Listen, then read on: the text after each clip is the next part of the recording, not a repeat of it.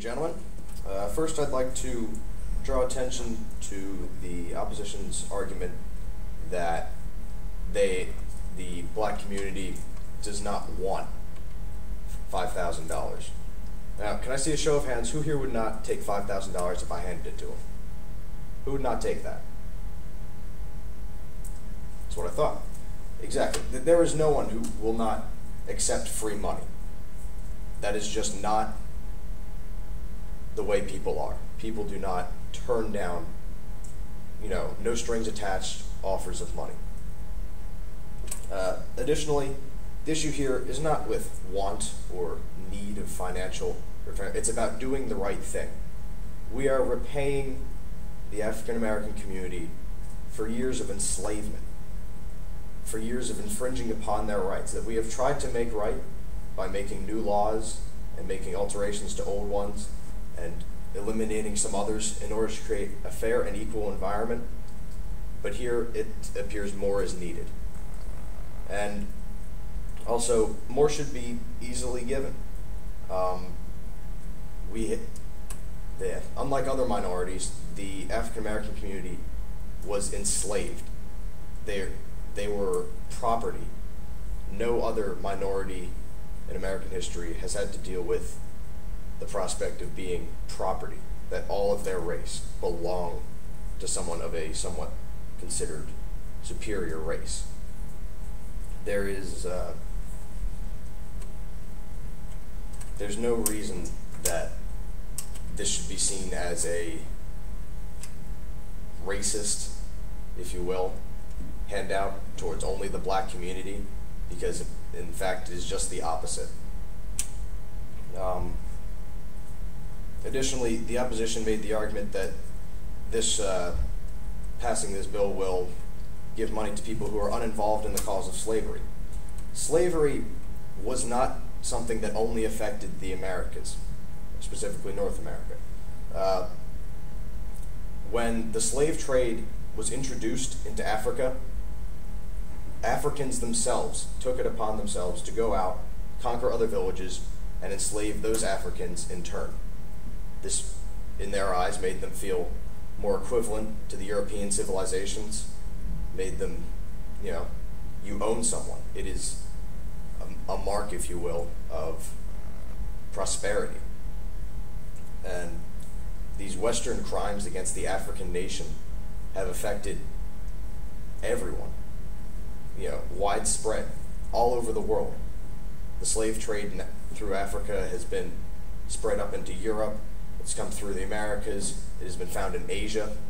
It is not a localized issue. Let's see it. Additionally, again, this is a moral right. It is not, we should simply, do this because we think it might be a good idea now. No, it needs to be done as soon as possible, because already, as my colleague said, this is a move for progress. Already the U.S. is behind in terms of progress for equality. The U.S. kept slavery years and years after other so-called civilized and, more prosperous nations such as Great Britain, France, and Germany outlawed slavery. It was noted as an evil thing that you are taking away someone's God-given right to exist on their own and making them property. And the U.S. struggled with slavery for years and years after that, until it was, later abolished. But even then, it was still around in some pockets.